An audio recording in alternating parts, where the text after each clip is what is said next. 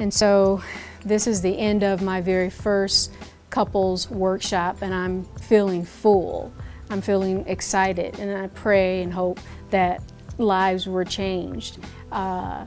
The people, the participants were very involved. They shared their truths, they shared their stories, they asked wonderful questions, and it's my hope that they will want to come back and do this again next year. It's also my hope that they tell other people, and this one-day workshop turns into a weekend retreat, because this work is so very needed, not only in African American communities, but in all communities.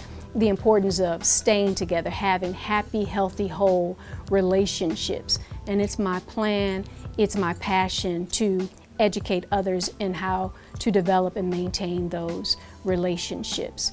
In addition to me being so very thankful for my very first annual couples workshop, I would be remiss if I did not thank the 4 guest speakers that helped me in bringing this into fruition. First of all, I have to thank Mr. Charlie Beckham, former city executive with the city of Detroit.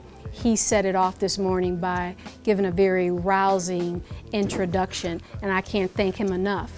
Then I had my very dear friends of over 3 decades to come in to talk about their marriage. They've been married almost 40 years, and they've done it the right way with love, care, kindness, and respect. And they utilize the 3 C's: connection, communication, compromise on a regular basis. And then last but not least, Mr. Ralph Gabi came in and he poured into us his very own truth, the good, the bad, the ugly, and he based it on his own personal truth, as I said, and we need to hear from more people like that. And so for all of my speakers, I thank them for and from the bottom of my heart. I could not have done this without them. And I thank my participants, and I thank anybody that happens to be watching and or listening to my voice. Thank you, and I'll be back.